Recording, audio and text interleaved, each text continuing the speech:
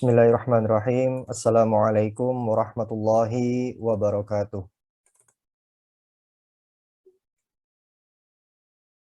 Alhamdulillah wassalatu wassalamu ala Rasulillah wa ala alihi wa sahbihi wa man tabi'ahum bi ihsanin ila yaumiddin. Para hadirin sekalian yang dirahmati Allah Subhanahu wa taala. Pertama dan yang utama, mari kita senantiasa bersyukur kepada Allah Subhanahu wa taala atas segala nikmat yang Allah berikan kepada kita, baik nikmat iman, Islam, kesehatan, dan kesempatan, hingga kita bisa hadir di tempat ini untuk memahami bagaimana cara atau tips untuk bisa tampil di depan umum dengan maksimal. Ya, dan semoga kita semua sehat selalu dan dalam lindungan Allah Subhanahu wa taala. Yang kedua, semoga salawat dan salam selalu kita haturkan kepada junjungan kita Nabiullah Muhammad Sallallahu Alaihi Wasallam beserta keluarga, para sahabat dan para pengikutnya hingga akhir zaman. Baik para hadirin yang dirahmati Allah Subhanahu Wa Taala, pertama kami sampaikan ucapan terima kasih kepada panitia yang telah menyelenggarakan acara ini, terkhusus dari Departemen Dakwah dan Kaderisasi DPD Wahda Islamiyah Balikpapan, dan juga ya syukron jazakallah kepada Ustadz Hardiansyah ya selaku MC kita yang akan memandu acara kita ini sampai selesai ya, dan beliau memang rekan kami dulu ya semenjak dari Unmul, kemudian di Stiba, dan sekarang tugas dakwah di Balikpapan ya, alhamdulillah bertemu lagi ya. Kemudian kami juga ucapkan terima kasih kepada seluruh peserta yang telah hadir ya. Semoga ilmu yang diberikan bermanfaat dan tujuan yang diinginkan dalam mengikuti acara ini bisa tercapai ya. Baik para hadirin yang dimuliakan Allah Subhanahu wa taala. Kegiatan kita bertemakan public speaking ya, public speaking, tips sukses tampil depan umum. Ya, ini dari istilah bahasa Indonesia yang paling sering digunakan untuk mengartikan public speaking adalah berbicara di depan umum ya, atau berbicara di depan publik ya. Kenapa perlu mempelajari public speaking ini? Ya, agar memahami retorika ketika berbicara. Ya, apa itu retorika? Ya, retorika itu seni berkomunikasi secara lisan yang dilakukan oleh seseorang kepada sejumlah orang secara tatap muka langsung. Ya, baik itu bisa pidato, moderator, MC, presentasi, sambutan, ya, dan lain sebagainya. Ya, termasuk kultum, khutbah, taklim, ya, itu semua adalah public speaking, ya, di mana dia berbicara di hadapan orang banyak. Baik, tema ini diangkat dengan masalah yang mungkin kita mengalaminya, ya, seperti tidak mau tampil di depan umum karena malu, tidak percaya diri, ya, minder, ya, atau mungkin tidak biasa tampil di depan umum, ya, karena kaku, deg-degan, ya, atau tidak ingin diketawain, ya, gugup, ya, khawatir gagal, ya, dan mungkin ada juga yang sudah biasa untuk tampil, namun ingin tampilnya lebih maksimal. Jadi alasan kenapa bisa hadir dalam acara ini biasanya memiliki masalah seperti itu. Dan kita ingin membahas bagaimana cara menentukan atau mengambil solusi ya agar kita bisa tampil di depan publik dengan maksimal. Ya, materi yang kita bahas ini berkaitan dengan kultum, khutbah, taklim atau presentasi, sambutan, termasuk juga MC. Namun kita bahas secara umum. Ya, kita bahas secara umum step by step. Ya. Sebelum kita membahas poin-poinnya, ya, kita bahas dulu persiapan. Ini perlu sekali persiapan sebelum tampil depan umum. Ya, dan ini kita bahas secara umum ya. Ya, bagi Anda yang sudah menyiapkan alat tulisnya, ya, siap-siap jika ingin dicatat. Dan bagi peserta yang belum menyiapkan alat tulisnya, ya, boleh kita berikan waktu sejenak. Ya, silakan. Ya, silakan untuk disiapkan alat tulisnya. Baik, persiapan untuk tampil di depan umum, ya ada 4 poin yang perlu kita persiapkan. Wah, 4 poinnya ini tapi punya anak, ya punya macam-macam lagi. Baik, 4 poin itu diantaranya adalah yang pertama dari segi penampilan. Nah, ini penampilan sangat umum ya, sangat umum. Penampilan itu pasti dipersiapkan. Namun kita bahas secara rinci, yang terkadang beberapa orang ketika tampil di depan umum itu kurang memperhatikan poin-poin yang akan kita sebutkan ini. Ya, poin penampilan kita bahas ada 5 pembahasan. Yang pertama adalah dari segi pakaian. Ya, dari segi pakaian. Pakaiannya cukup yang sederhana, ya, tidak perlu memiliki warna yang begitu mentereng, ya. Warnanya juga sebisa mungkin kontras, baik itu baju dengan celana, dengan eh, tempat sekitar, ya. Misal tema dari kegiatan ini warnanya merah, ya, maka sesuaikan juga bajunya warna merah. Ya, kalau dikasih warna hijau, apalagi hijaunya terang, ya, itu kadang kurang kontras, ya. Jadi itu akan menambah kepercayaan diri kita ketika tampil. Kemudian pakaian juga mesti nyaman. Iya, nyaman, nggak kesempitan, iya. Kemudian sudah disetrika, iya. Jadi tidak ada yang kita khawatirkan dari pakaian tersebut. Tidak banyak gambar, ya. Jadi sebisa mungkin kalau tampil itu nggak perlu banyak gambar, ya. Dan lebih khususnya lagi tidak sobek, ya. Itu kalau tidak sobek pasti pikirannya akan terhamburkan. Ya, pada saat tampil dia akan memikirkan kancing yang terlepas, ya, ikat pinggang yang belum rata, ya, terlalu ketat atau terlalu longgar, ya. Sangat tidak nyaman ketika memperbaiki kancing di depan umum, termasuk memperbaiki resleting atau celana pakai ikat pinggang itu diperbaikinya saat di depan umum. Ya, tentu ini kurang persiapan, ya. Apalagi kalau ada yang sobek atau ada yang belang atau ada yang warnanya sedikit kotor, ya. Itu fokus kita pasti akan tidak nyaman, ya. Fokus kita terganggu, ya. Karena kita fokusnya hanya ke bagian penampilan saja. Nah, itu poin yang pertama. Pakaian itu begitu penting, ya. Makanya sebisa mungkin sebelum tampil perhatikan dulu, ya, masalah pakaiannya. Dan biasanya ini adalah perempuan, ya, kalau tampil itu pakaiannya itu lama sekali, ya, dipilih, ya. Dan biasanya kalau wanita itu tampil di depan umum atau acara-acara publik begitu, ya biasanya berbicara, ya aduh saya nggak punya baju nih. Ya, padahal di lemarinya banyak bertumpuk baju-baju nih, tapi ngomongnya nggak punya baju. Ya, tapi itu memang kurang persiapan, ya. Namun sebisa mungkin kita sudah menyiapkan pakaian-pakaian yang sudah semestinya acara umum, kemudian acara untuk santai, acara di rumah, dan seterusnya. Baik, itu poin yang pertama. Poin yang kedua adalah masalah di rambut. Nah, ini masalah rambut ternyata memiliki poin yang cukup penting. Di mana kalau rambut itu tidak disisir, ya, tidak menggunakan minyak rambut, ya, sehingga mengembang gitu, ya, apalagi rambutnya dia kering, ya, maka ini sebisa mungkin diperhatikan, ya. Disisir yang rapi, pakai minyak rambut, ya, atau memakai songkok. Ya, songkok boleh, topi jangan. Ah, ini beberapa yang perlu diperhatikan, ya. Kalau tampil depan publik itu songkok boleh, tapi topi jangan. Ya, topi itu punya sifat, punya fungsi. Dia untuk menghindari kita dari sengatan matahari. Ya, maka kurang tepat kalau kita tampil itu dengan topi.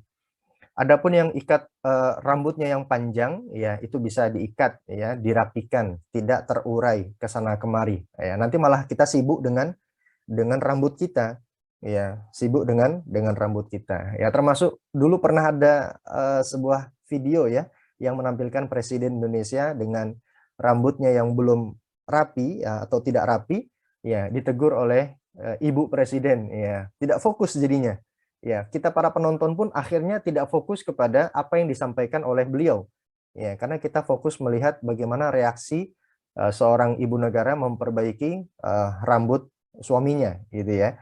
Nah, itu menjadi tidak fokus. Termasuk wanita yang tampil dengan jilbab atau apa namanya, jilbab yang lilitan ataupun jilbab yang terurai. Ya, ini masalahnya di peniti, ya, peniti. Ya, ini peniti kalau misalnya begini, dia sudah siap tampil, penitinya sudah ada, tapi di satu ketika peniti itu hilang dan dia tidak menyiapkan cadangan. Itu sudah repot itu. Ya, karena peniti itu nggak setiap orang punya atau dibawa. Ya, sehingga karena nggak ada peniti akhirnya terurai. Mestinya ini begini, akhirnya nanti itu menjadi suatu alasan kenapa saya tadi tidak maksimal. Ini gara-gara peniti ini ya, peniti yang disalahkan jadinya. Ya, maka carilah aksesoris yang cukup bagus ya, yang tidak terlalu merepotkan. Apalagi barang peniti itu kecil ya dan bisa membahayakan orang. Ya. Baik, itu poin yang kedua, masalah rambut. Yang ketiga, masalah aksesoris. Ya, aksesoris. Ini perlu dibahas karena baik itu jam tangan, ya, HP, ya, tas, kacamata, ya, itu sebisa mungkin tidak mengganggu konsentrasi kita. Ya, boleh menggunakan jam. Ya, tapi kalau pemula, ya, memang baru pertama muncul, ya, maka usahakan tidak usah pakai itu semua. Kenapa? Ketika audiens itu melihat sesuatu yang ada dalam tubuh kita yang kita kenakan, ya, fokus dia akan ke barang yang kita bawa. Ketika barang yang kita bawa itu dilihatin, maka reaksi kita akan berpikir negatif. Ih, dia kok ngeliatin jam tanganku ya? Duh, jam tanganku kenapa ya? Copot kah? Atau mati kah? Ya. Dia ngeliatin tas saya. Kenapa tas saya ini ya? Ya. Dia ngeliatin HP saya. HP ini juga termasuk sumber gangguan ya. Ketika HP yang tidak dimatikan getarnya, apalagi nggak dimatikan suaranya. Ya, tentu konsentrasi akan sangat buyar ya, sangat terganggu. Ya, termasuk kacamata. Ya, sebisa mungkin sudah dilap atau sudah siap. Ya, siap bersih.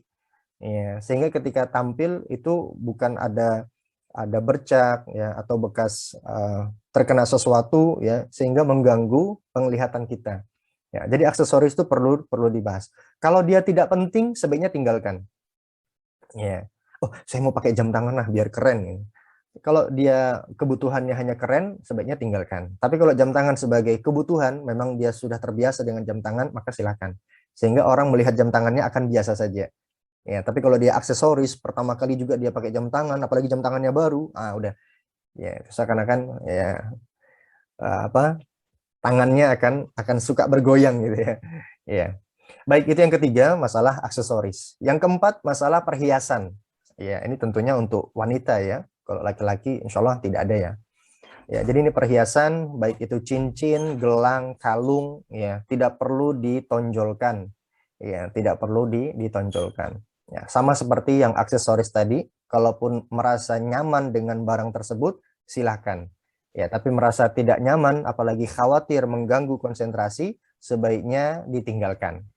Dan poin kelima yang terakhir dari penampilan adalah minyak wangi.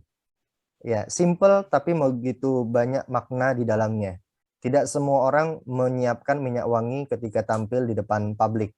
Ya, karena minyak wangi ini cukup besar pengaruhnya, apalagi reaksi orang ketika mencium aroma kita menggunakan minyak wangi tersebut.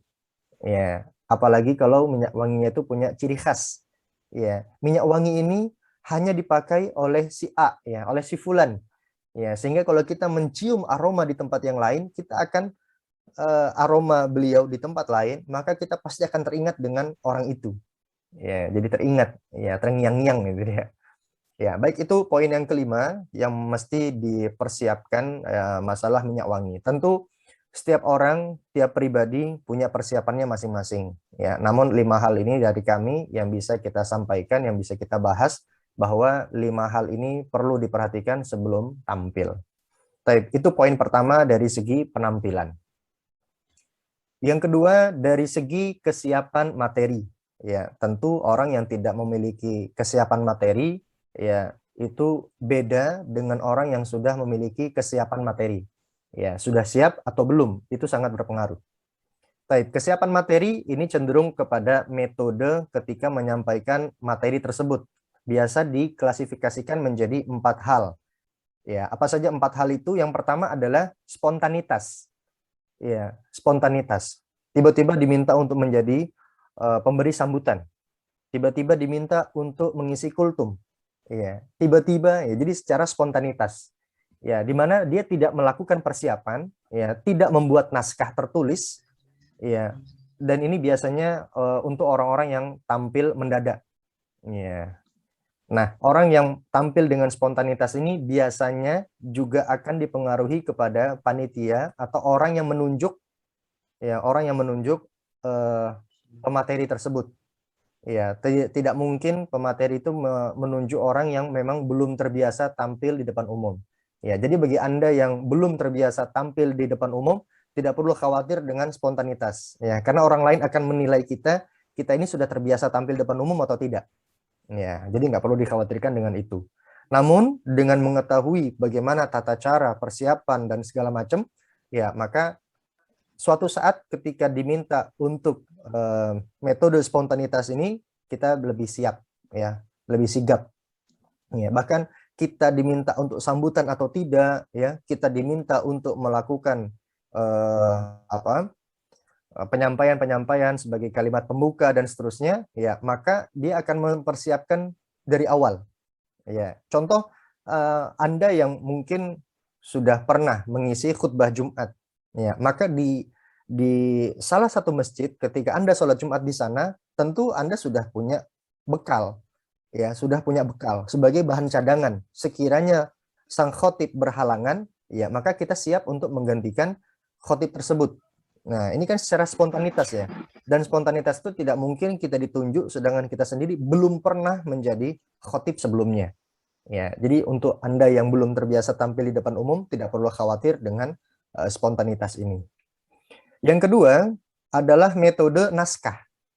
Ya, metode naskah. Ya, ini menyampaikan materi, menyampaikan pidato, menyampaikan kultum, ya, dengan cara membaca naskah. Ya, naskah yang sudah disiapkan. Metode ini juga biasanya digunakan untuk pejabat negara, ya, atau mereka yang memberikan sambutan secara resmi, ya, atau formal. Ya, jadi boleh-boleh saja kita untuk diminta menyampaikan sambutan, menyampaikan laporan, ya, menyampaikan hal-hal yang bersifat naskah, ya, kemudian naskahnya dibawa, maka itu boleh. Ya, bukan suatu hal yang memalukan atau aib, tidak. Ya, ini pakai naskah ya, nggak paham ya dengan apa yang mau disampaikan. Anda begitu, ya, ya, itu hanya omongan orang saja. Ya, bukankah ulama kita mengatakan kita tidak akan pernah lepas dari dua hal? Yang pertama kematian, yang kedua omongan orang. Ya, memang begitu fitrahnya. Ya, kita nggak bisa lepas dari omongan orang. Jadi kalau mau bawa naskah nggak ada masalah, silahkan. Metode yang ketiga adalah metode hafalan. Ya, ini metode hafalan. Tentu tidak semua memilih metode ini, ya, di mana metode ini mengandalkan kemampuan mengingat. Ya, naskah yang sudah dibuat sebelumnya itu dihafal. Ya, jadi tentu orang yang memiliki metode hafalan ini dia buat naskah dulu, kemudian naskahnya dihafalkan, ya, kemudian ketika menggunakan metode ini maka dia juga harus memiliki daya ingat yang tinggi, tidak sembarangan. Ya, kalau Anda belum bisa untuk menghafal sebuah naskah, ya sebaiknya tidak menggunakan metode ini. Ya, jadi naskah disiapkan itu tidak perlu dihafal. Ya, kalau boleh dibawa, boleh saja. Ya, bawa saja. Ya, tidak mesti dihafal. Ya, khawatirnya hafalannya buyar. Ya, hafalannya lupa. Ya, sehingga nanti bisa amburadul. Ya. Metode keempat, dan ini metode yang paling sering digunakan oleh banyak orang, yaitu metode note atau catatan. Ya, metode note atau catatan, yaitu naskah yang dibuat berupa outline, ya, berupa garis besarnya saja, ya, dan pokok-pokok penunjang. Ya, jadi dari sistematis strukturalisasi naskah, ya, itu hanya garis besarnya saja, kemudian di bawahnya ada pokok-pokok penunjang. Ya, poin-poin intinya saja. Dan itu dibawa boleh. Ya, dibawa boleh. Ya. Baik ini yang mau belajar atau pertama kali tampil atau yang sudah terbiasa tampil, ya, ini biasa membawa catatan. Ya, dan juga ini perlu pelatihan, ya. Metode semua ini tentu perlu pelatihan, ya. Memiliki cakap yang terampil, ya, diasah, ya, dilatih, ya, supaya pemikirannya, gagasannya, idenya itu tetap satu padu, kepada naskah yang telah dibuat. Ya, karena kadang beberapa orang sudah menyiapkan catatan. Ketika menyampaikan hal tersebut, ternyata teringat dengan suatu hal yang lainnya dan dimasukkan pada materi tersebut. Ya, teringat begitu saja, tiba-tiba langsung dimasukkan. Ya, alangkah lebih baiknya tetap fokus kepada apa yang ada pada catatan. Sekiranya memang waktu itu mumpuni, waktunya itu cukup, maka kita ambil dengan tema-tema yang lain, ya, yang tidak jauh dengan tema yang sedang kita bawakan, maka itu tidak mengapa.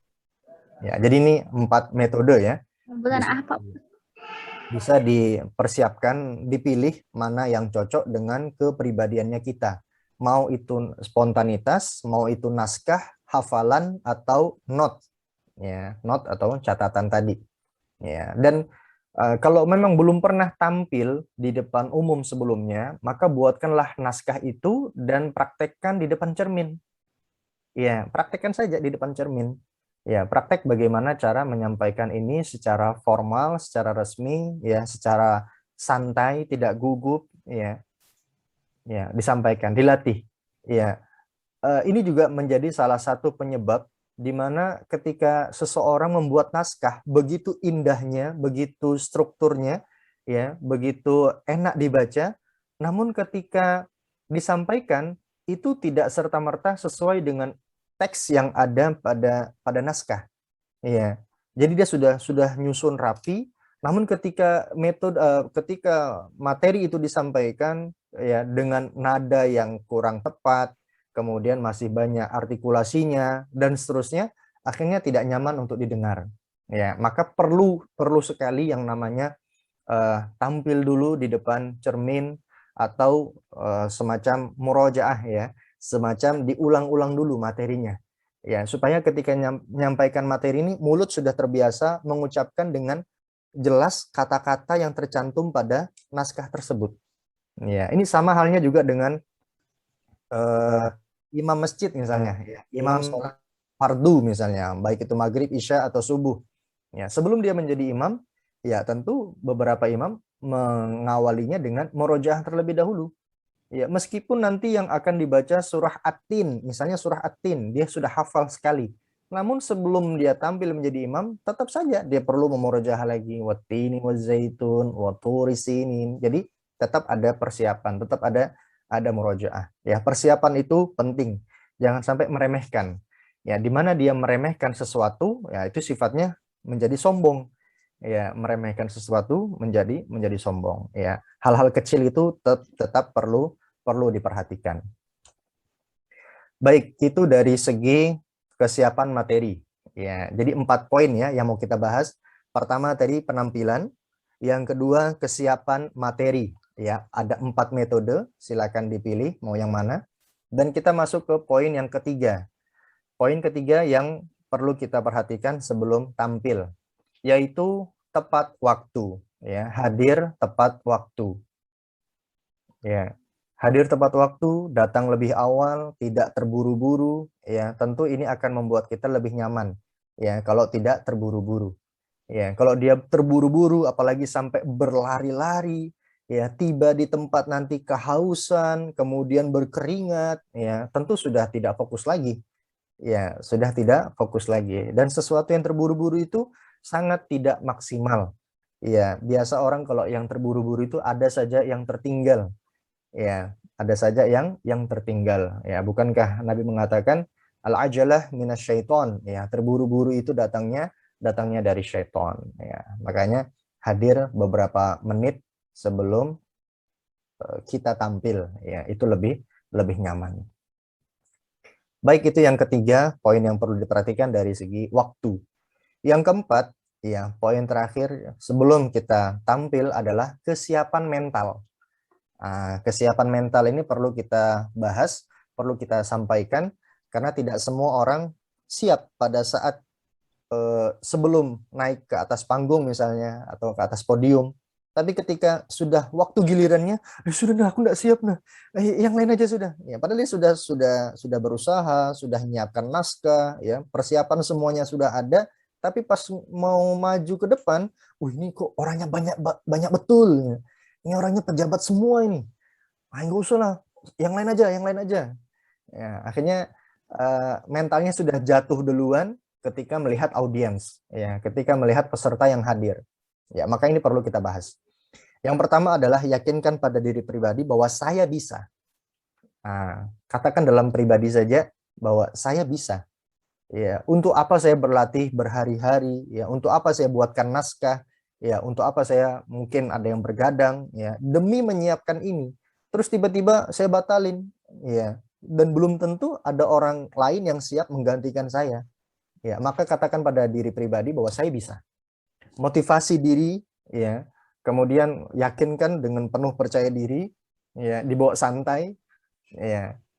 Ya, biasanya orang nervous atau apa nervous ya, panik, gugup ya ketika melihat audiens. Ya, dan itu memang suatu hal yang wajar.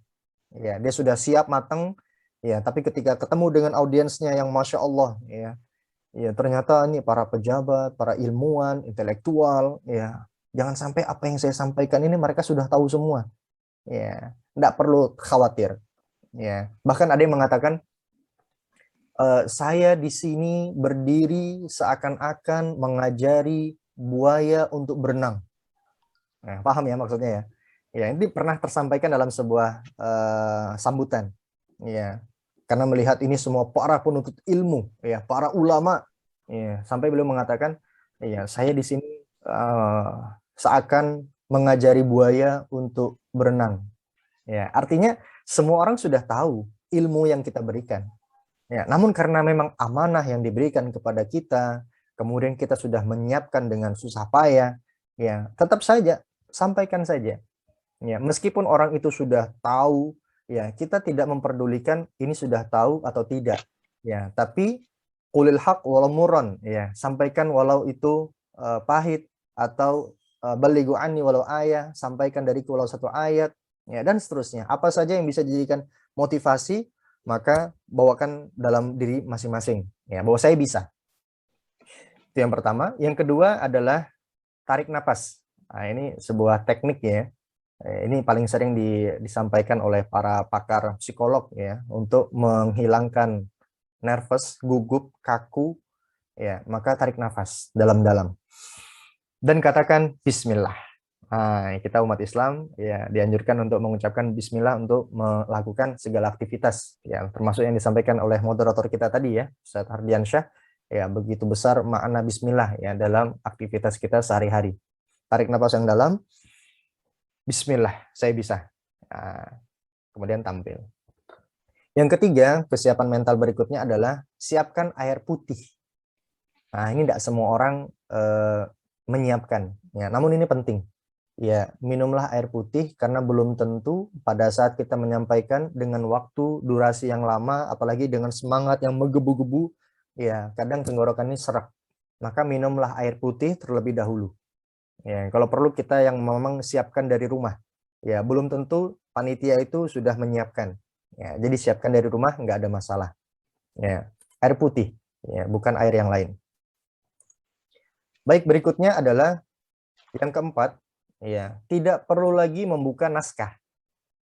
Ya, jadi kalau kita sudah tiba di tempat acara, ya tidak perlu lagi membuka naskah. Nah, ini sering kita temukan bagi mereka yang belum terbiasa untuk tampil atau membawakan materi yang baru. Nah, membawakan materi yang baru. Kalau materi yang lama, itu sudah hafal di luar kepala. Nah, sekarang pengen materi yang baru. Ya, ini merasa dia tidak maksimal.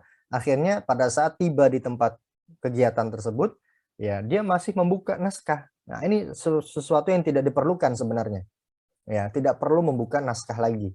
Ya, itu yang akan membuat kita terfokuskan kepada rasa was-was tadi. Akhirnya kita nggak pede, nggak yakin bahwa kita ini bisa. Ya, maka betul-betul disiapkannya di rumah. Ya, bukan dipersiapkan pada saat sudah berada di tempat. Dan yang kelima, kesiapan mental yang terakhir adalah tidak perlu menyampaikan kepada orang lain tentang materi yang akan kita sampaikan. Ya, jadi tidak perlu menyampaikan kepada orang lain tentang materi yang kita sampaikan ya sebelum tampil. Entah itu minta pertimbangan, minta masukan, ya itu enggak perlu. Ya, enggak perlu. Justru dengan adanya seperti itu, dimintai pertimbangan, dimintai masukan. Ketika mereka memberikan pertimbangan, memberikan masukan, kritikan, saran, dan seterusnya, akhirnya konsep yang sudah kita buat akan berubah.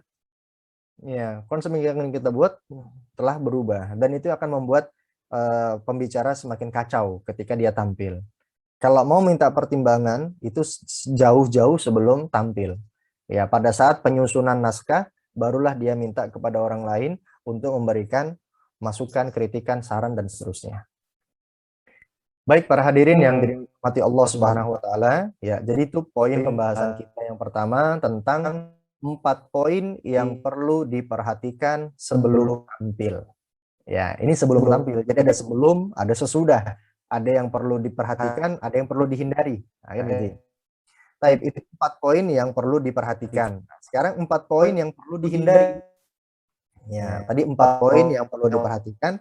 Nah, sekarang 4 poin yang perlu dihindari. Baik, 4 poin itu yang pertama adalah hindari minum es. Minum es atau makan yang berminyak. Ya, hindari minum es atau makan yang berminyak. Ya, kenapa? Karena dia bisa berpotensi batuk. Ya, pasti orang tidak nyaman ya ketika menyampaikan materi, kemudian batuk itu pasti nggak nyaman. Ya, minum es atau makan yang berminyak. Ya, bahkan minum es itu juga disampaikan oleh guru kami ketika mau menjadi imam itu jangan minum es. Ya, kalau jadi imam tuh jangan minum es. Ya, karena nanti yang keluar bukan suara tenggorokan, bukan suara mulut, tapi malah suara hidung. Bismillahirrahmanirrahim. Ya, jadinya suara hidung. Ya, karena dia minum es terlebih dahulu sebelum menjadi imam. Ya, jadi ini hindari. Ya, hindari minum es atau makan yang berminyak. Yang kedua, hindari makan banyak. Ya, sebelum tampil dia makannya banyak. Ya, kenapa? Ini bisa berpotensi pada ngantuk. Ya, makan banyak itu sangat mudah untuk menyebabkan seseorang menjadi ngantuk. Ya, banyak menguap.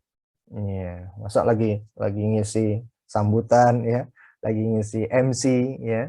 MC saja itu beberapa kali kita temukan MC itu menguap. Ya, MC itu menguap. Ya, entah acaranya yang boring ya atau mungkin terlalu banyak makan wallahu alam atau mungkin sibuk mempersiapkan acara sampai begadang tadi malam. Ya, akhirnya banyak menguap. Ya, maka ini perlu dihindari. Ya, istirahat itu perlu. Ya, istirahat itu perlu. Dan istirahat itu perlu yang cukup. Ya, biarlah tidur 1 jam tapi berkualitas. Ya, daripada 4 jam tapi bangun tidur, bangun tidur. Ya, tidur yang berkualitas itu penting. Ya. Baik, yang ketiga, ya hindari merokok. Ya, ini bagi Anda mungkin ada yang merokok. Ya, maka jangan sampai merokok sebelum tampil. Ya, sebenarnya dilarang merokok bukan hanya sebelum tampil saja, dimanapun kapanpun dilarang gitu ya. Ya, kenapa? Karena bau rokok itu menyengat. Ketika orang yang tidak suka bau rokok dan dia mencium bau rokok, itu persepsinya dia udah buruk terhadap kita. Ya, termasuk wangi yang menyengat. Ya, jadi fokus kita bukan kepada rokoknya, tapi kepada wanginya. Ya, beberapa orang itu tidak suka dengan aroma rokok. Ya, termasuk parfum-parfum yang begitu menyengat. Ya, beberapa orang tidak suka dengan itu. Ya, maka ini perlu dihindari. Kalau mau pakai minyak wangi, maka pakailah yang natural, natural ya. Pakailah yang senyaman mungkin, ya, tidak terlalu nyengat, ya, tidak terlalu menyengat. Dan yang keempat yang perlu dihindari berikutnya adalah duduk di belakang, ya, karena kita mau menyampaikan materi nih, tapi kita duduknya di belakang dan lewat di tengah-tengah, ya, lewat di tengah-tengahnya para peserta, para hadirin, apalagi mereka yang duduk sehingga melangkahi, ya, maka ini sebisa mungkin dihindari.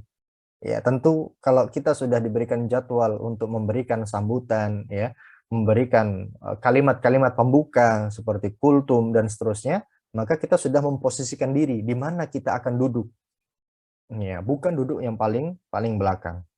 Ya, sehingga kita harus melangkahi orang. Nah, ini jangan sampai terjadi seperti itu. Ya, itu poin-poin yang perlu dihindari. Baik, alhamdulillah sudah ada 2 pembahasan umum ya. Yang pertama adalah 4 poin yang perlu diperhatikan. Yang kedua adalah 4 poin yang perlu dihindari. Adapun para hadirin sekalian yang dirahmati Allah Subhanahu wa taala yang ingin bertanya, ya disiapkan saja catatannya. Ya, nanti kita buka sesi tanya jawab di akhir. Ya, barangkali ada yang mau bertanya dan sebagainya. Dan tentu poin-poin ini adalah menurut pertimbangan kami, pengalaman kami, dan juga materi yang kami dapatkan dari beberapa sumber termasuk guru-guru kami. Ya, maka jika ada yang mau ditambahkan, silahkan. Ya, kalau ada yang mau ditambahkan, silakan. Karena ini sifatnya bukan wajib, ya 4 yang dihindari hanya 4 saja, enggak tentu, ya belum tentu. Baik, itu 2 poin pembahasan utama. Kemudian kita masuk ke poin yang ketiga, pembahasan utama berikutnya adalah praktek. Nah, ini ketika prakteknya.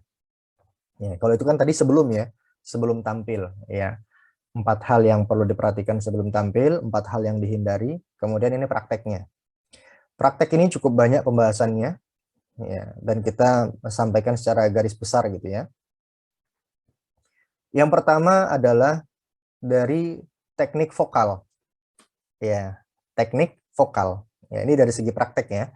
Dari segi praktek, yang pertama adalah teknik vokal.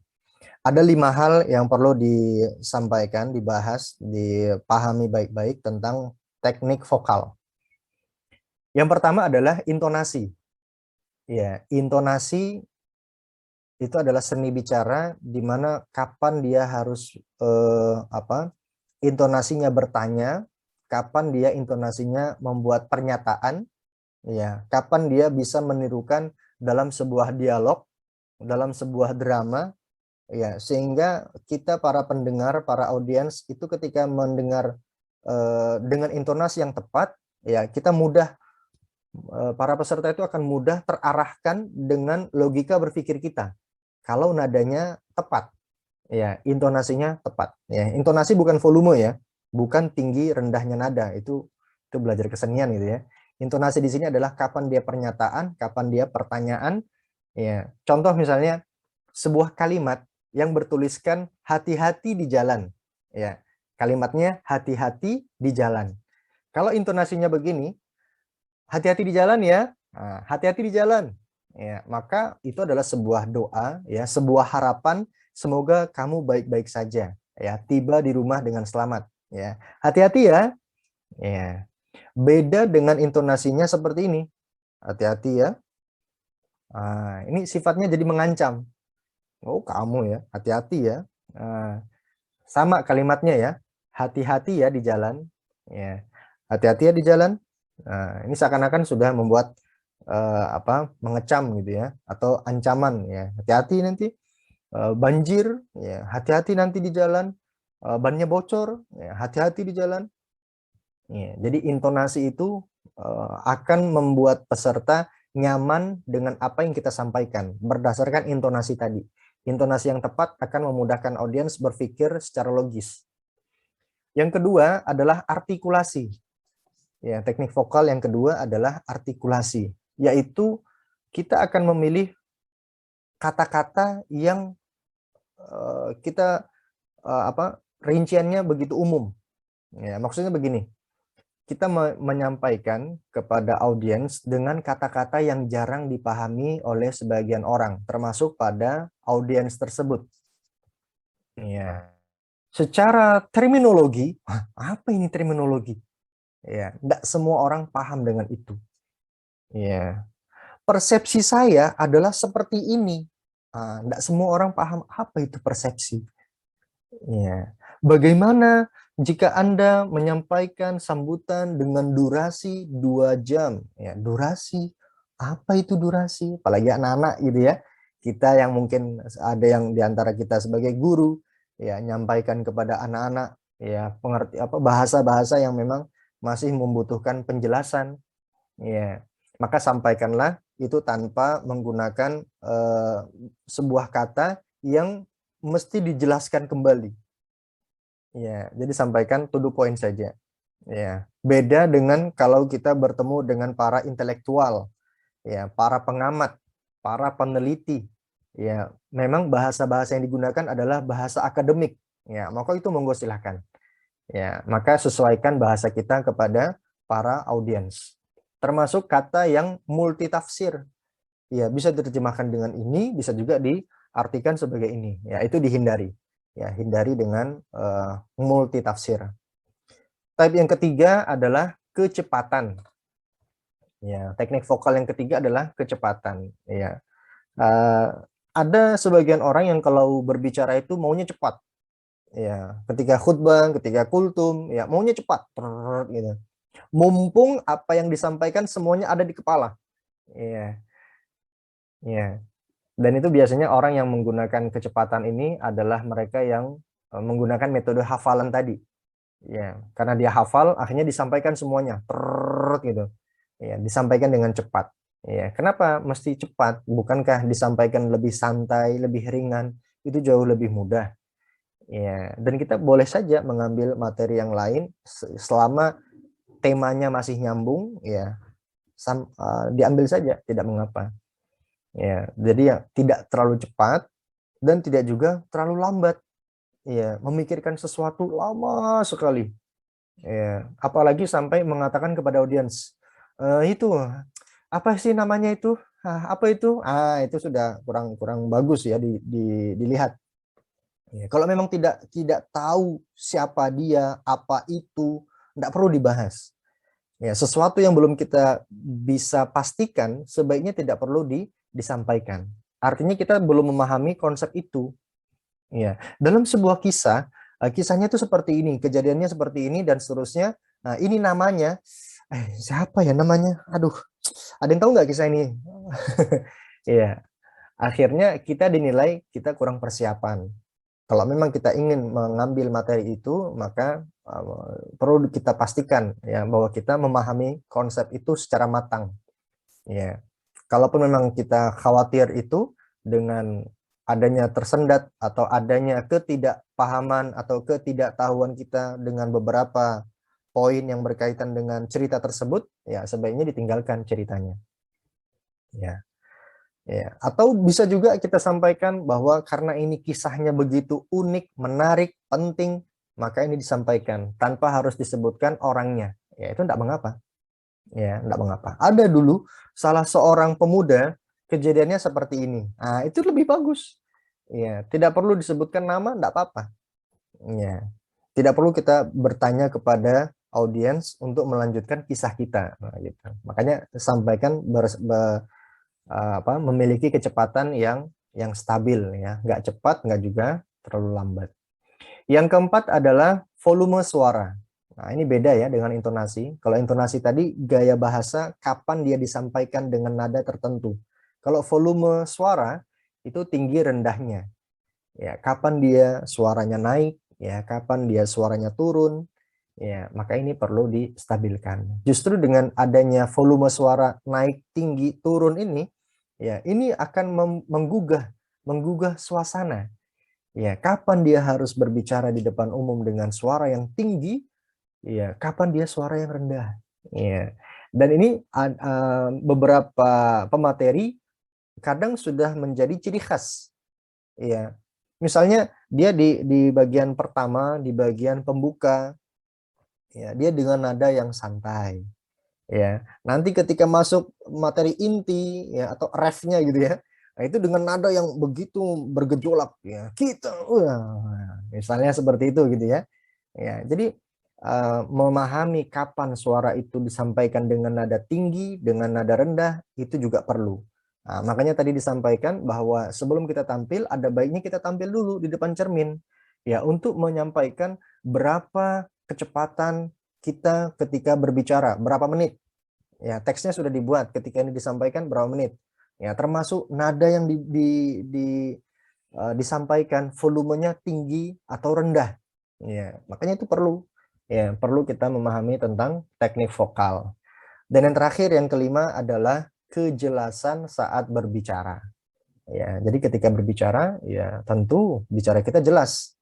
Ya, bicaranya jelas. Bicara jelas itu bukan suara kita jelas gitu ya, tapi makna dari apa yang kita sampaikan ya itu memang kaitannya dengan tema ya, sesuai dengan tema, sesuai dengan judul ya.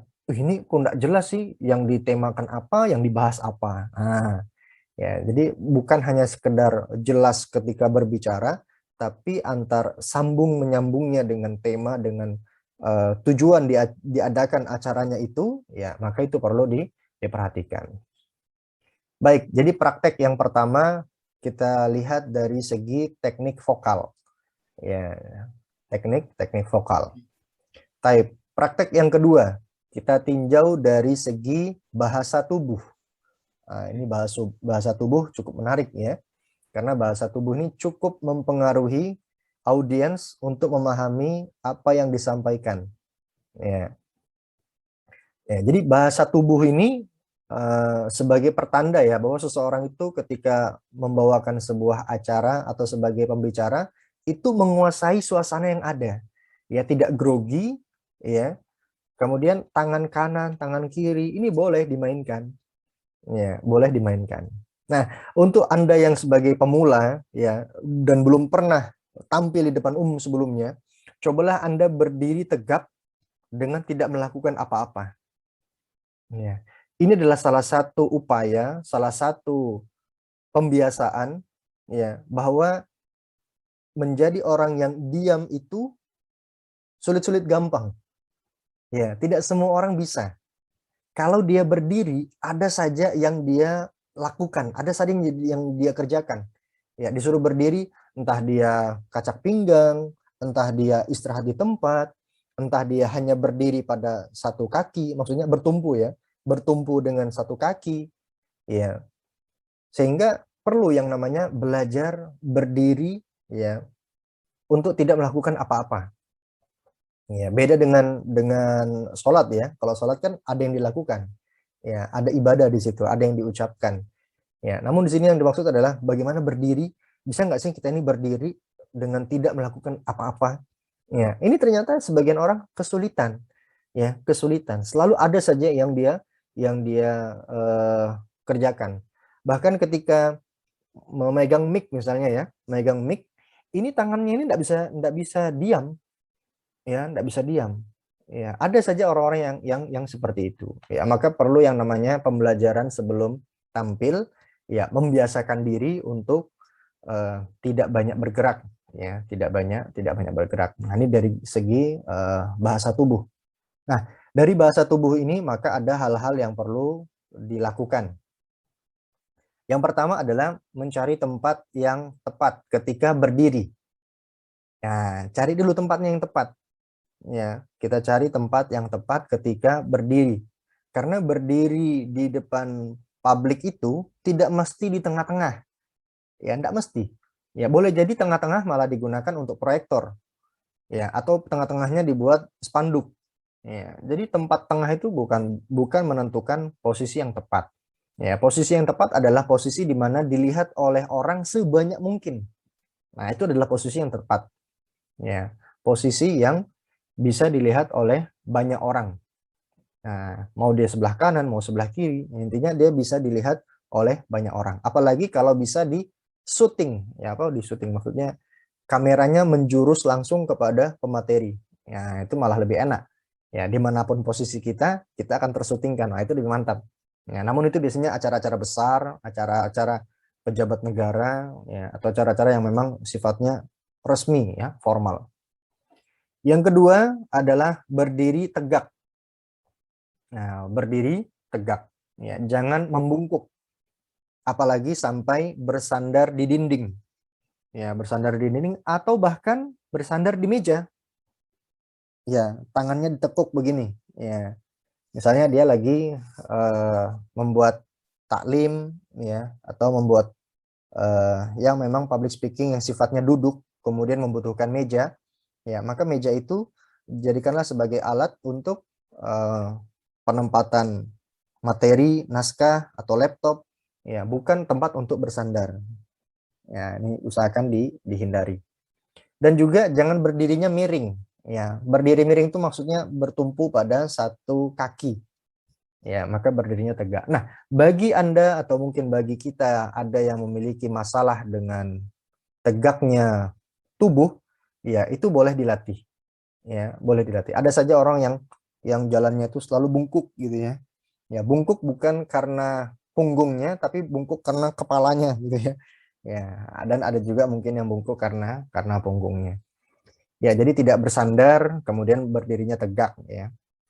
Yang ketiga, ini masih di bahasa tubuh ya, yaitu melakukan kontak mata kepada audiens ya, atau para pendengar, para hadirin ya, melakukan kontak mata ya. Dan beberapa daerah atau beberapa suku ya itu cukup berpengaruh dengan kontak mata ini.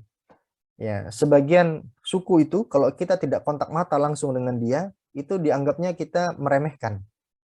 Ya, merendahkan. Ya, makanya kalau mau berbicara kontak matanya langsung. Nah, ini sebagian orang ya merasa lebih percaya diri, ya, merasa lebih yakin ketika menyampaikan sesuatu, kemudian dia kontak mata dengan audiens dan audiens itu menganggukkan kepala, oh iya betul itu, oh iya. Maka kita akan semakin percaya diri. Ya, secara tidak langsung itu akan menguatkan kita lebih yakin lagi. Ya, bagi Anda yang sudah terbiasa tentu sudah merasakan ini ya. Ketika melakukan kontak mata, kemudian dia membungkukkan kepalanya, mengiyakan, menyetujui dengan apa yang kita sampaikan, ya, apa yang kita nyatakan, ya, maka itu akan menjadi pendukung buat kita. Alhamdulillah ya, pernyataan saya didukung. Ya, materi yang saya berikan ternyata seakan-akan memberikan dia pencerahan. Oh, ya betul itu, ya betul. Ya, itu cukup berpengaruh. Kemudian yang keempat dari bahasa tubuh adalah berikan mimik wajah yang jelas. Ya, mimik wajah atau ekspresi wajah ya, sesuai dengan pembicaraan yang sedang diungkapkan. Ya, kita bicara tentang kesedihan ya maka wajahnya sedih. Ya, kita sampaikan tentang kesenangan, kegembiraan, suka, gembira, ya maka sampaikan kesenangan. Ya, apabila berita buruk, ya maka sampaikan dengan wajah yang sedih gitu ya, musibah, dan ucapkan innalillahi wa inna ilaihi rajiun. Ya. Kemarin saya dapat kabar teman saya meninggal kemarin. Iya, itu gara-gara nggak mau pakai masker. Nah, misalnya begitu. Nah, ya, ini musibah, tapi disampaikannya dengan candaan, dengan ketawa, dengan menyampaikan kapok, syukur loh. Makanya kalau dikasih tahu pakai masker, ya, misalnya seperti itu. Maka mimik wajah atau ekspresi itu sangat menentukan keberhasilan kita ketika menyampaikan materi tersebut. Ya, jadi berikanlah mimik wajah atau ekspresi yang sesuai dengan materi yang sedang disampaikan atau diungkapkan. Type itu dari segi bahasa tubuh. Nah, ini ada juga yang bahasa tubuh atau gerakan tubuh yang kurang baik dan mesti dihindari oleh pemateri, ya, oleh pembicara. Ya, type. Ya, ini cukup banyak ya. Kami catat di sini banyak sekali. Ya, ada belasan. Namun kita bacakan saja. Sekiranya ini penting, silahkan dicatat. Sekiranya tidak, abaikan saja. Yang pertama adalah selalu menggerak-gerakkan bagian tertentu. Ya, maksudnya gerakan tubuh tertentu. Ya, kalau digerakkan sekali boleh, tapi ini digerakkan terus. Ya. Yang kedua, gerakan yang canggung. Ya, gerakan yang canggung itu dia mau garuk atau enggak ya? Ya, akhirnya dia bingung ya. Gatal sekali. Garuk enggak ya? Garuk enggak ya? Ya, akhirnya dia begini. Ya. Ya, gerakan yang canggung. Sebisa mungkin tahan sekuat-kuatnya dan tidak menggaruk kalau memang itu dirasa tidak profesional gitu ya. Kemudian yang ketiga, kaku atau berdirinya terpaku. Iya, kaku banget ya. Kaku itu apa ya? Ketika dia tampil itu tidak santai, gugup ya. Jadi kaku, memperlihatkan gerakan yang kaku. Kemudian yang poin berikutnya, menggaruk-garukan kepala. Ya, garuk kepala atau garuk telinga. Ya, mau garuk kepala atau garuk telinga.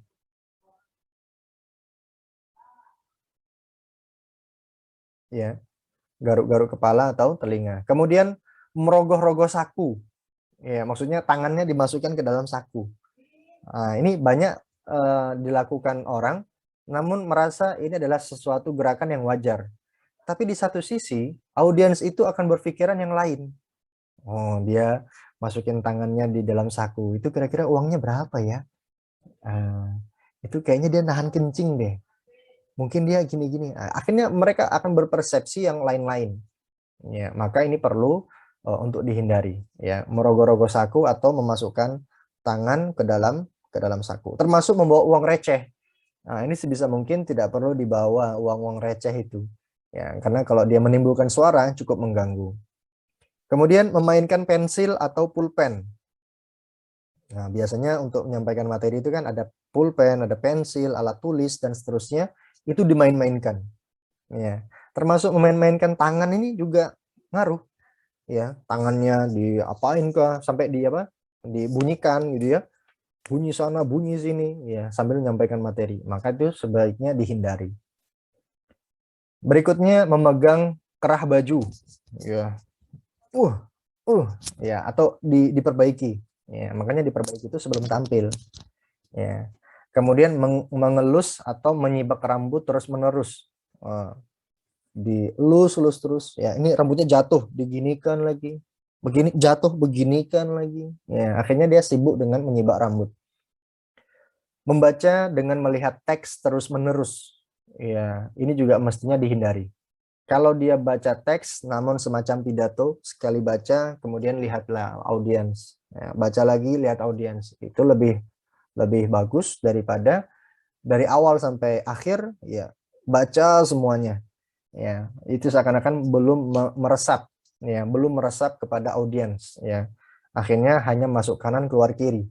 Ya, bukankah pernyataan atau penyampaian itu akan sampai ke hati apabila disampaikannya juga dari hati. Ya, dari hati ke hati. Ya, dan itu akan menentukan judul yang akan kita bawakan.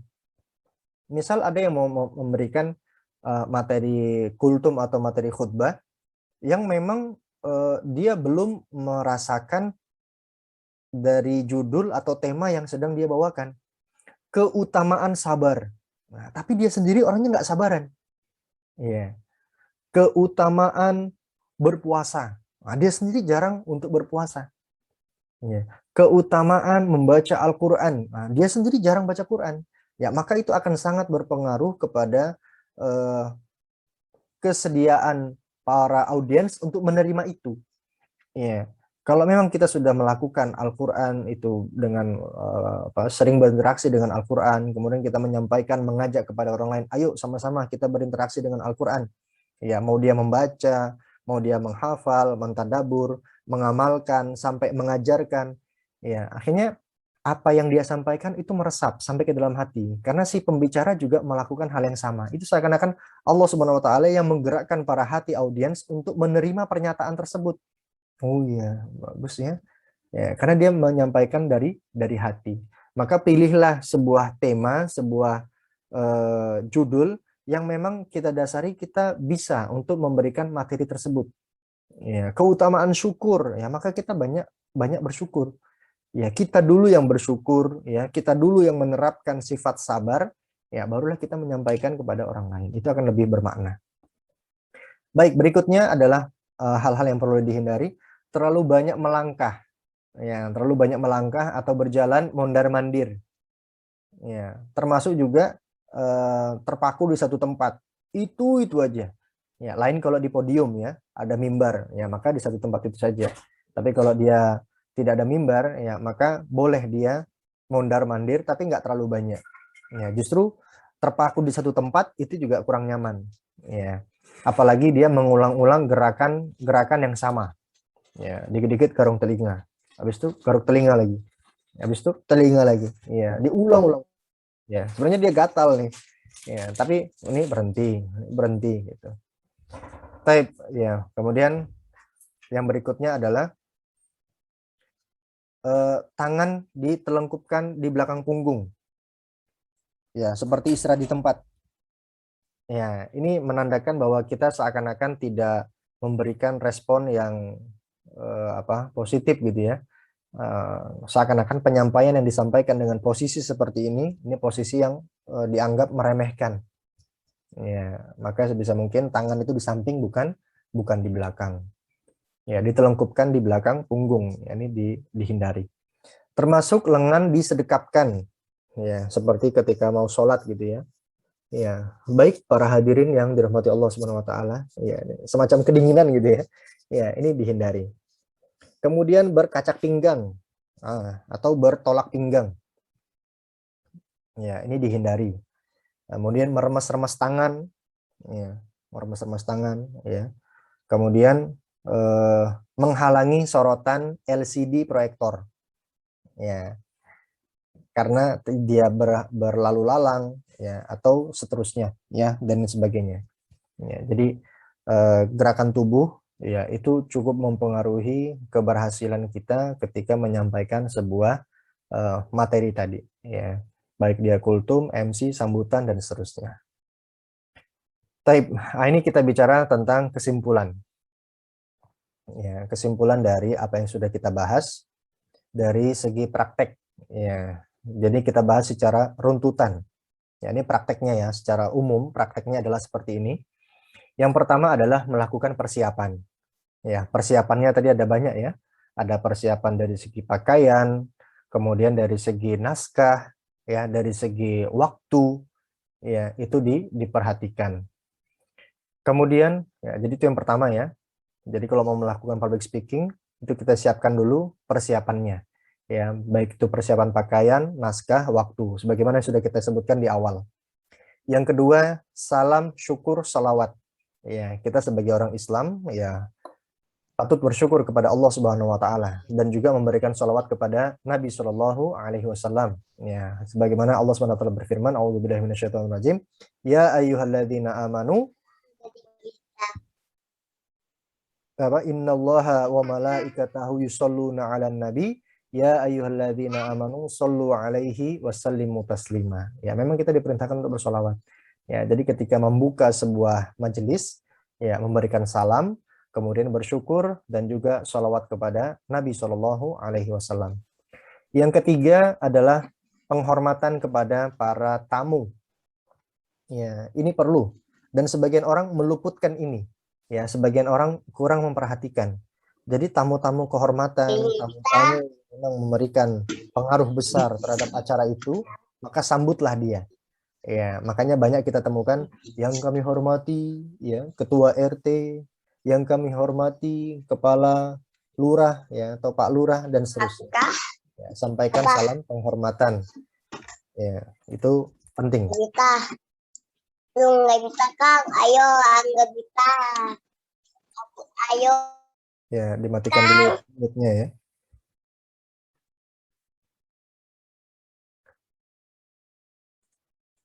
Ya, baik. Itu yang kedua ya, salam, syukur, salawat. Yang ketiga, penghormatan kepada tamu. Yang keempat, ucapan terima kasih. Ya, ucapan terima kasih atas kehadiran dan doakan semoga lancar. Ya, ini perlu kita sampaikan pada saat di sambutan atau pada saat menjadi MC, ya, pada saat presentasi. Ya, terima kasih kepada para dosen, misalnya lagi ujian skripsi atau ujian tesis. Ya, ucapan terima kasih itu penting bahwa kehadirannya mereka itu disambut. Ya, kehadiran para tamu-tamu itu betul-betul memberikan dampak yang positif atas keberlangsungan acara kita. Ya, dan itu ucapan terima kasih telah memenuhi undangan yang kita berikan. Ya, maka tidak bisa kita balas melainkan dengan ucapan terima kasih. Simple tapi bermakna. Ya, ucapan terima kasih. Kemudian yang berikutnya adalah membacakan susunan acara. Ini khusus untuk MC ya. Khusus untuk MC, ya, itu membacakan susunan acara. Ya. Yang keenam, mempersilahkan pemateri, ya, misalnya ini jadi MC ya. Kepada beliau, falyatafaddal masykura wa ma'jura. Ya, kepada Pak RT kami persilahkan waktu dan tempat. Ya, kemudian silahkan gitu ya. Ketika dipersilahkan, kemudian beliau turun dari panggung, maka jangan lupa untuk memberikan tanggapan. Ya, berikan tanggapan. Baik, terima kasih kepada Pak RT yang telah memberikan sambutan dan arahan kepada kami warga RT sekian gitu ya. Ya, semoga harapan beliau bisa kita ciptakan, ya, bisa kita laksanakan bersama. Ya, semoga apa yang beliau cita-citakan, ya, untuk kesejahteraan RT kita itu bisa tercapai. Jadi apa yang disampaikan oleh pemateri tadi, ya, pemberi sambutan itu memberikan merasa berbangga diri gitu. ya, merasa senang apa yang diberikan itu ditanggapi, direspon baik oleh MC. Ya, ini menjadi penilaian positif tersendiri ya bagi sang pemateri. Dan yang terakhir adalah menutup acara. Nah, ini menutup acara juga ada alurnya. Ya, ada alurnya. Ini khusus untuk MC biasanya. Atau kalau mau di taklim juga bisa. Ya, menutup acara dengan yang pertama simpulan. Ya, jadi sampaikan kesimpulan itu penting. Ya, baik, acara kita tutup ya. Namun sebelum itu kita sampaikan kesimpulan apa yang bisa kita ambil, kita petik ya, hikmah ya dari acara yang sedang kita buat atau dari khutbah ya. Biasanya khutbah pertama itu materi, khutbah kedua itu kesimpulan ya, dan lain sebagainya. Ya, kesimpulan disampaikan. Nah, dan kesimpulan ini boleh jadi ada juga yang datangnya terlambat. Ya, datangnya terlambat sehingga dengan keterlambatannya itu tetap bisa memahami materi dengan baik karena kita sampaikan kesimpulan di akhir. Yang kedua adalah berdoa. Ya, berdoa. Ya, ini berdoa bukan doa kafaratul majelis ya. Biasanya ada orang-orang yang ditunjuk untuk memimpin doa penutup. Ya, dan ini nggak mesti ya, dia hanya opsional saja. Ya, ini hanya opsional saja. Mau berdoa, mau tidak, silahkan. Berikutnya adalah ucapan terima kasih. Ya, ucapan terima kasih ini sebagai penutup ya. Terima kasih para hadirin yang telah menghadiri kegiatan ini dari awal sampai akhir, dan juga terima kasih atas partisipasinya dalam kegiatan ini. Ya, dan berikutnya juga permohonan maaf. Ya, ini untuk MC ya, perlu menyampaikan permohonan maaf, termasuk mau kultum, mohon maaf juga boleh selama waktu mencukupi. Ya, mohon maaf jika ada kekurangan atau ada hal-hal yang kurang berkenan. Ya, kadang permohonan maaf ini pun beberapa orang membutuhkan teks supaya terbiasa mengucapkan hal-hal tersebut. Iya, tidak semua orang itu bisa mengucapkan terima kasih dan mohon maaf dengan lancar. Tidak semua orang. Iya. Nah, ada saja orang-orang yang kesulitan ketika menyampaikan kalimat terima kasih dan juga mohon maaf.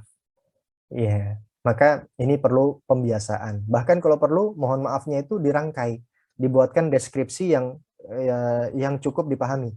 Mohon maaf atas ke apa ke kekurangan atau ada hal-hal yang kurang berkenan ya. Mohon maaf jika ada yang tersinggung ya. Mohon maaf dan seterusnya. Ya, dibuatkan deskripsi tidak apa-apa. Nah, berikutnya baru doa kafaratul majelis dan ditutup dengan salam. Nah, ini biasanya alur untuk MC. Ya, dan memang MC ini ada beberapa catatan ya.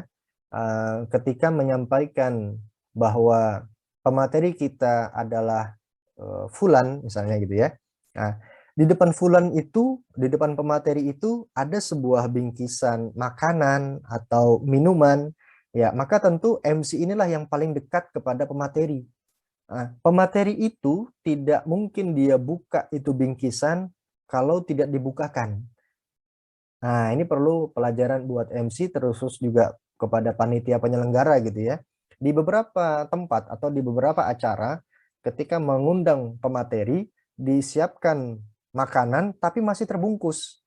Ya, tentu ini membuat pemateri merasa tidak nyaman untuk mengambil makanan tersebut. Ya, karena dalam sebuah bingkisan dan digunakan untuk orang banyak. Ya, dan ini paling sering kepada buah-buahan ya. Ya, dibuatkan pastel gitu ya. Ya, buah-buahan ya. Beda halnya dengan kotakan ya. Kalau kotakan ya silakan saja. Ya, termasuk dari segi minuman. Ya, minuman ketika disuguhkan kepada pemateri berupa botol, maka siapkan sedotan. Ya, tentu pemateri akan sangat sungkan ketika minum dengan menyuduhkan minuman itu sampai seperti ini ya, karena dia menggunakan botol. Ya, jadi upayakan kalau memang botol, maka siapkan sedotan. Kalaupun gelas, siapkan penutup gelasnya. Nah, ini kalau gelas ya, disiapkan penutup gelasnya. Ya, jadi ini cukup penting ya untuk MC. Begitu pula ketika MC menyampaikan kepada pemateri bahwa waktu sudah habis. Ya, ini banyak MC yang sangat sungkan. Ya, tidak enak, materinya sudah enak ini. Ya, jangan kita putus, jangan kita stopkan. Ya, ini materinya daging semua ini gitu ya. Jadi sudah diingatkan sama ketua panitia misalnya, MC waktunya sudah habis, ya kita harus close, ya tempat mau kita bereskan, ya karena mau dipakai sama orang lain misalnya, ya ini segera ditutup, ya tapi ini materinya penting, bagaimana ini? Nah ini banyak terjadi kepanikan ya ketika terjadi MC. Maka poinnya adalah yang pertama, memang sampaikan kepada pemateri bahwa waktu kita dari jam sekian sampai jam sekian. Ya, sehingga pemateri ketika menyampaikan itu memang sudah disiapkan waktunya hanya setengah jam, hanya 1 jam. Ya, maka informasi dari MC kepada pemateri itu cukup penting. Ya, termasuk kita nyampaikan, mohon maaf Ustadz, ya, atau Bapak, ya, alhamdulillah kita kedatangan tamu undangan berupa wali kota misalnya, ya, wali kota kita hadir. Mohon maaf Ustadz, mohon izin, kiranya nanti bisa memberikan bingkisan. Nah, misalnya seperti itu ya biasanya. Jadi ketika pemateri itu menyampaikan materinya, sebelumnya kita ngobrol-ngobrol dulu. Nah, ini pentingnya MC. MC menyampaikan kepada pemateri ya agar ini lebih enak, lebih nyaman, ya lebih santai dan waktu yang diberikan adalah sekian. Yang kedua, memang ada jam yang sengaja ditempelkan yang mudah untuk dilihat oleh pemateri. Nah, ini langkah kedua. Ya, ya. Jadi kalau tadi tidak sempat ngobrol sama pemateri atau pemateri nggak sempat, disiapkan saja itu jam dinding ya di tempat yang memang sangat mudah untuk dilihat oleh pemateri. Dan yang ketiga, ya contoh yang lainnya untuk mengingatkan adalah menggunakan papan tulis kecil. Nah, ini biasanya digunakan oleh acara-acara besar yang menggunakan aula ya atau memang ruangan terbuka yang sangat banyak, dituliskan papan tulis ya, besar-besar. Papan tulisnya kecil, tulisannya besar. 5 menit lagi. Ya. Tapi ditampilkan pada saat di belakangnya para penonton. Ya, dilampirkan. Ya, jadi yang hanya melihat tulisan itu ya cuman pemateri. Ya, pemateri yang langsung menangkap tulisan itu ditujukan untuk siapa.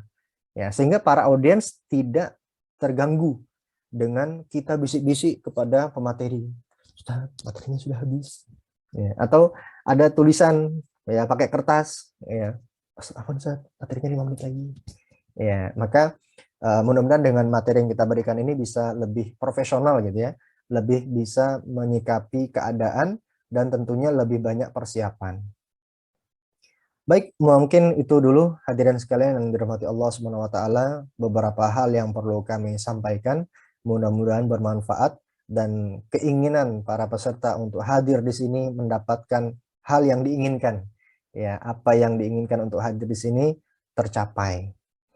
Baik, mungkin itu kurang lebihnya mohon maaf dan setelah ini mungkin boleh dibuka sesi tanya jawab yang akan dipandu oleh MC.